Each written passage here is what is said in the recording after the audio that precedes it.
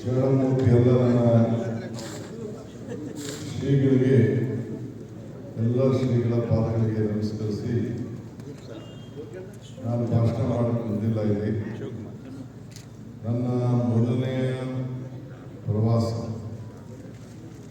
ಸುಮಾರು 100 ವರ್ಷಗಳ ಹಿಂದೆ ಪ್ರಾರಂಭವಾದಂಥ ಪಾರ್ಲಿಮೆಂಟ್ ಹಿಂದೆ ಸಂಸತ್,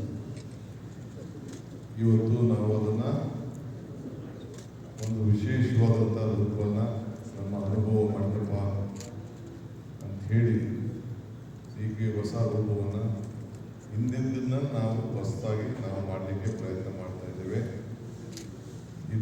ಮತ್ತೊಂದು ಇತಿಹಾಸ ಸೃಷ್ಟಿಸಲಿಕ್ಕೆ ಸಾಧ್ಯ ಇಲ್ಲ ಅಂತೇಳಿ ಬಾಬಾ ಸಾಹೇಬ್ ಅಂಬೇಡ್ಕರ್ ಹೇಳಿದ್ದಾರೆ. ಹಂಗೆ ಇತಿಹಾಸವನ್ನು ನಾವ್ಯಾರು ಕೂಡ ಮರಲಿಕ್ಕೆ ಸಾಧ್ಯ ಇಲ್ಲ. ಅದಕ್ಕೆ ಗೌರವ ಕೊಟ್ಟು ನನ್ನ ಪ್ರವಾಸವನ್ನು ಜನರ ಸಮಸ್ಯೆಯನ್ನು ಇಲ್ಲಿಂದ ಆಲಿಸಲಿಕ್ಕೆ ಅದಕ್ಕೊಂದು ಹೊಸ ರೂಪವನ್ನು ಕೊಡಬೇಕು. ಬಸವಣ್ಣವ್ರು ಹೇಳಿದಂಗೆ ಕಾಯಕವೇ ಕೈಲಾಸ.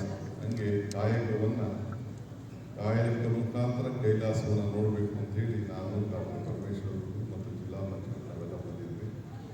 ಈ ವೇದಿಕೆ ಮುಖಾಂತರ ಈ ಒಂದು ಪವಿತ್ರವಾದಂಥ ಭೂಮಿಯಿಂದ ಒಂದು ಮನವಿ ಮಾಡ್ತಾ ಇದ್ದೇನೆ. ಎಲ್ಲ ರಾಜ್ಯದ ಎಲ್ಲ ನಮ್ಮ ಕಾರ್ಯಕರ್ತರಿಗೆ, ಮುಖಂಡರಿಗೆ, ಯಾರ್ಯಾರಿಗೆ ನನ್ನನ್ನು ನೀವು ನಾಡಿನ ದೊರೆ ಅಂತ ಯಾವತ್ತೂ ಕರೆಯಬಾರದು. ನಾನು ನಿಮ್ಮೆಲ್ಲರ ಸೇವಕ. ಇವತ್ತು ಮುಖ್ಯಮಂತ್ರಿ ಅಂತೇಳಿ ನೀವೆಲ್ಲ ನನ್ನನ್ನು ಆಯ್ಕೆ ಮಾಡಿದ್ದೀವಿ. ನಿಮ್ಮ ಸರ್ಕಾರ ಬಂದಿದೆ, ಇದು ನನ್ನ ಸರ್ಕಾರ, ಇದು ನಿಮ್ಮ ಸರ್ಕಾರ. ಸೊ ಅದಕ್ಕೆ ನೀವೆಲ್ಲ ಸೇರಿ ಮುಖ್ಯಮಂತ್ರಿ ಅಂತ ಕರೀರಿ, ಇಲ್ಲ ನಮ್ಮ ನಾಡಿನ ಸೇವಕ ಅಂತ ಕರೀರಿ. ದೊರೆ ಅನ್ನೋ ಪದ ಇಲ್ಲಿಂದ ಇವತ್ತಿಗೆ ತೆಗೆದಾಕ್ರಿ ಅಂತೇಳಿ ನಮ್ಮ